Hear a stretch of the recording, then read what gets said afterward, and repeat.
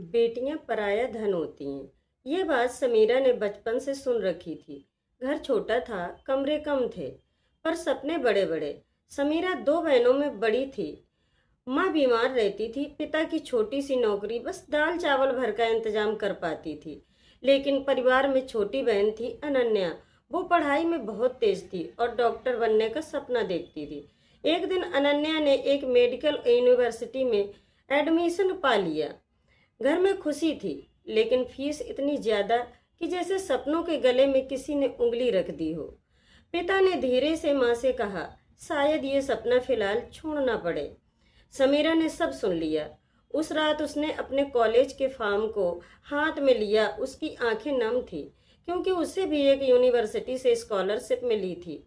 उसका सपना भी था एमबीए करने का, लेकिन उसने फॉर्म को दिल में पत्थर रखकर फाड़ दिया।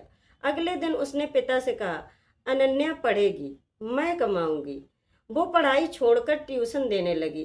घर घर जाकर बच्चों को पढ़ाती, कड़ी धूप में पैदल चलकर जाती। खुद के चप्पल और कपड़े पुराने हो चुके होते, लेकिन अनन्या के लिए नई किताबें जरूर आती थीं।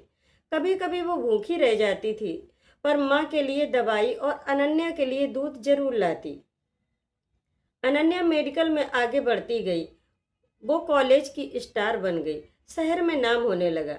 लेकिन जो सबसे दुख वाली बात थी, वह समय के साथ घर के लोगों का मन बदल गया। एक दिन जब घर में कुछ बहस हुई, तो अनन्या ने ताना मार दिया, समीरा दीदी, तुमने ऐसा क्या कर दिया है घर के लिए। ये सुनकर वो हंस पड़ी।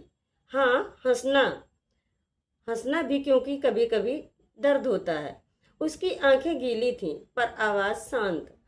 सही कह रही हो, मैंने कुछ नहीं किया। कुछ दिन बाद एक रात माँ की तबीयत अचानक खराब हो गई। पल भर में घर में अफरा तफरी मच गई। अनन्या ने कुछ दवाओं के नाम लिए और कहा, ये दवाएं तुरंत चाहिए। लेकिन उसी समय पता चला कि पिता के पास पैसे नहीं हैं। समय बीत रहा था, माँ की सांसें कमजोर हो रही थीं। समीरा चुप थी। वह चुपचाप कमरे में गई और एक पुराना बैग लेकर आई। उस बैग से एक मुड़ा कुचला लिफाफा गिरा। पिता ने पूछा, ये क्या है। समीरा ने कहा, मेरी ट्यूशन की बचत। हर महीने कुछ पैसे बचाती थी, शायद काम आ जाए। उस लिफाफे में 26,500 रुपए निकले। उतने में माँ की दवाएं आ गईं और इलाज शुरू हो गया। अनन्या ने पूछा, दीदी आपने बताया क्यों नहीं। समीरा ने हल्की मुस्कान दी और कहा, परिवार में योगदान बताकर नहीं दिखाया जाता, निभाकर दिखाया जाता है। कुछ घंटे बाद डॉक्टर ने बताया, रोगी अब सुरक्षित है। पिता सिसक कर बोले, बेटी नहीं हो तुम, हमारी रीढ़ की हड्डी हो समीरा। अनन्या ने रोते हुए समीरा के हाथ पकड़ लिए और बोली, मुझे माफ कर दो दीदी, आपने अपने सपनों को मार कर मेरा सपना पूरा किया और मैंने आपका दिल दुखा दिया था। समीरा की आंखें भर आईं, पर उसने बस इतना कहा, परिवार खून से नहीं बनता, अपनेपन और बलिदान से बनता है। कुछ महीनों बाद अनन्या डॉक्टर बन गई। उसने अपने पहले वेतन से जिस चीज की खरीदारी करी, वह महंगी घड़ी या फोन नहीं था, वो थी समीरा की दोबारा पढ़ाई की फीस। इस तरह घर में खुशियां लौट आईं और सभी खुश थे। सीख, बेटियां पराया धन नहीं होती, वो घर की नींव होती हैं। अगर नींव ना होती तो घर कभी खड़ा ना होता।